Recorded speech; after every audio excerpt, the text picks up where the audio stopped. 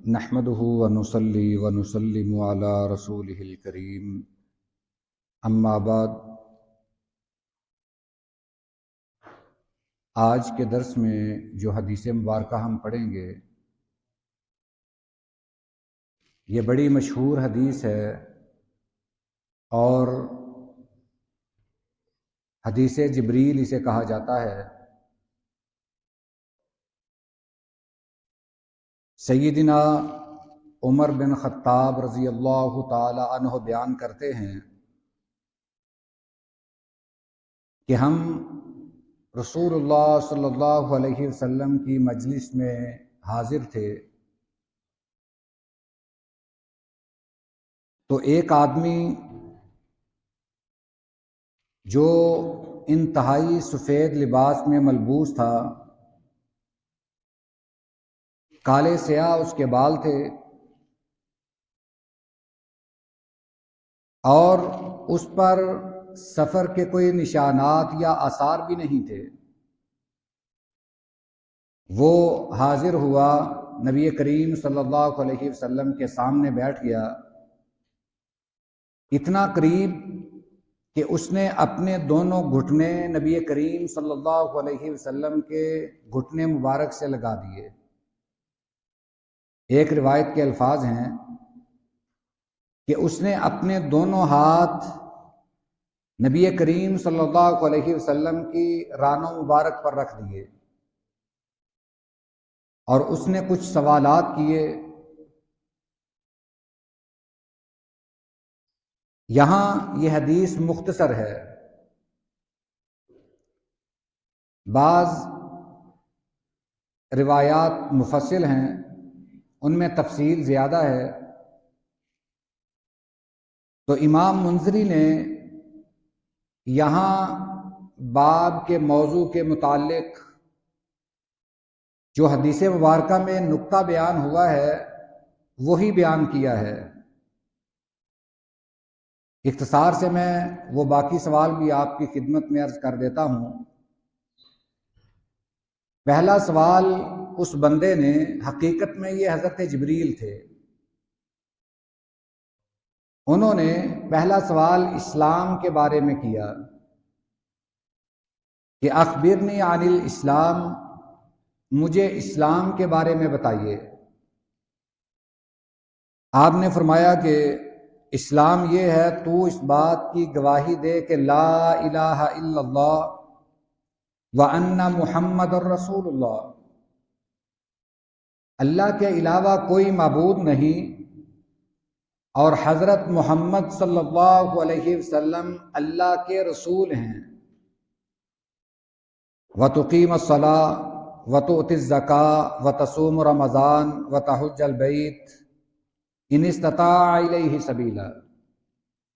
باقی جو ارکان اسلام ہیں وہ فرمائے، نماز قائم کر، زکوٰۃ ادا کر، رمضان کے روزے رکھ، اور اگر تیرے پاس زاد راہ ہے تو بیت اللہ کا حج کر۔ یہ اسلام ہے۔ اس بندے نے، جو کہ صحابہ کے لیے اجنبی تھا اور تعجب کا باعث بھی تھا کہ یہ بندہ ہے تو مسافر، مدینے کا نہیں ہے، مگر نہ تو اس پہ سفر کے آثار ہیں، لباس بھی بڑا سفید ہے، شکل و صورت بھی بڑی خوبصورت ہے، اور دوسری تعجب والی بات کہ جب آپ اس کے سوال کا جواب دیتے تو یہ آگے سے کہتا کہ آپ نے سچ فرمایا ہے، بالکل اسی طرح ہے۔ صحابہ کرام اور پریشان ہو جاتے کہ عجیب بندہ ہے، پہلے سوال کرتا ہے، بعد میں اس کی تصدیق بھی کرتا ہے۔ پھر اس نے ایمان کے بارے میں پوچھا، آپ نے ایمان کے بارے میں بتایا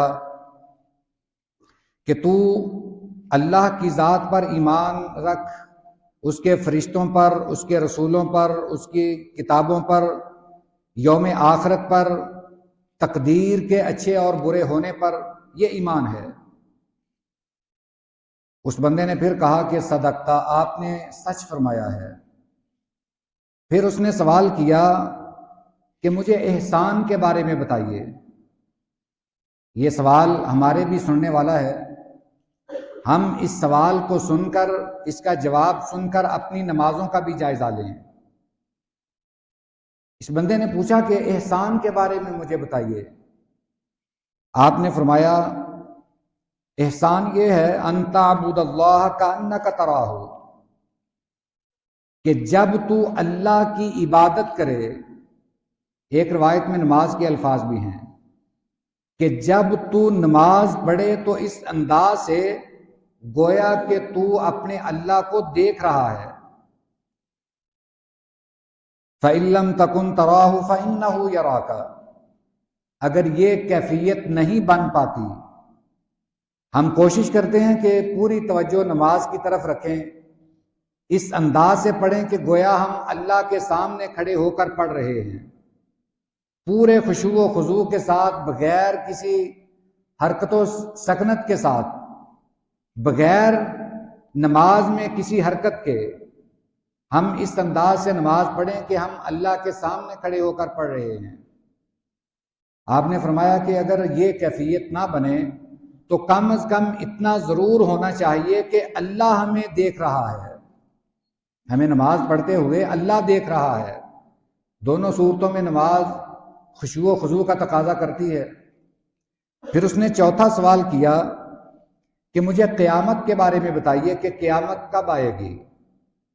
آپ نے فرمایا مل مسئول عنہا بعالم من السائل، جس سے سوال پوچھا گیا ہے وہ سوال کرنے سے زیادہ اس کے بارے میں کچھ نہیں جانتا ہے، یعنی جتنا سوال کرنے والے کو علم ہے اتنا مجھے علم ہے۔ پھر آپ نے سورہ لقمان کی آخری آیت مبارکہ پڑھی جس میں اس بات کا ذکر ہے کہ 5 چیزوں کا علم صرف اللہ کے پاس ہے، ان میں ایک قیامت کا بھی ذکر ہے۔ پھر آپ نے قیامت کی کچھ نشانیاں فرمائیں کہ قیامت کی کچھ نشانیاں ہیں، قیامت سے پہلے وہ ظاہر ہوں گی، اس سے پتہ چل سکتا ہے کہ قیامت قریب ہے۔ وہ کون کون سی نشانیاں ہیں؟ ان میں سے ایک ہمارے اس موضوع سے تعلق بھی رکھتی ہے کہ ہم دنیا کے مال سے کس قدر محبت کرتے ہیں۔ آپ نے فرمایا کہ ان تالد الامۃ ربتہا، لونڈی اپنے مالک کو جنم دے گی۔ اس کا ایک مفہوم یہ ہے کہ اولاد اپنی ماں کی نافرمان ہوگی، یعنی اپنی ماں کو دبا کر رکھے گی، بولنے نہیں دے گی، اس کو مار پیٹ کر رکھے گی۔ ماں اپنی اولاد سے ڈرے گی، یعنی ایک لونڈی وہ اپنے مالک کو جنم دے گی۔ پھر فرمایا کہ کچھ کالے اونٹوں کے چرواہے وہ عالی شان عمارتیں بنائیں گے اور اس پر فخر کریں گے، مقابلے بازی کریں گے۔ یہ اونٹوں کے چرواہے یہ کون ہیں؟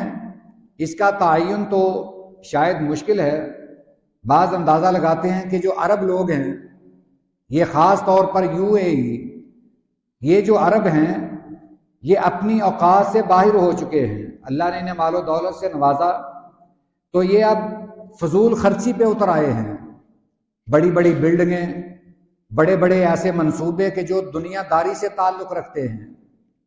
خیر یہ ایک اندازہ ہے، مگر آپ نے فرمایا کہ کالے اونٹوں کے چرواہے جب ان کے پاس مال و دولت آئے گا تو وہ بلڈنگوں میں ایک دوسرے پر فخر کریں گے، ایک نے بنائی دوسرے نے اس سے بھی عالی شان بنائی، تیسرے نے اس سے بھی عالی شان بنائی، مقابلے بازی کریں گے۔ اور یہ تو ہمیں نظر آتا ہے کہ یہ بات ہم میں بھی پائی جاتی ہے، ہماری سوسائٹیوں میں بھی ایسا ہوتا ہے کہ اگر ہمسایہ کوئی اپنی تعمیر کا کام کرتا ہے تو ہم اس سے بڑھ کر کرنا چاہتے ہیں۔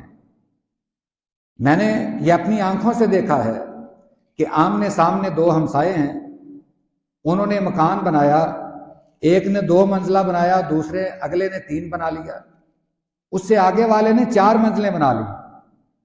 خیر وہ آمنے سامنے 4 منزلیں ٹاور کھڑے ہو گئے، ایک دوسرے کو دیکھا دیکھی، ضرورت نہیں ہے، صرف یہ کہ اس نے بنایا ہے میں نے بھی بنانا ہے۔ یہ قیامت کی نشانی ہے، اور بہت حد تک یہ نشانیاں پوری ہو چکی ہیں۔ تو ہمیں اپنی آخرت کی فکر کرنی چاہیے، دنیا کے مال کی بجائے ہمیں اللہ اور اس کے رسول کی باتوں سے محبت کرنی چاہیے۔ اللہ یہ محبت ہمیں نصیب بھی فرمائے۔ وآخر دعوانا ان الحمد للہ رب العالمین۔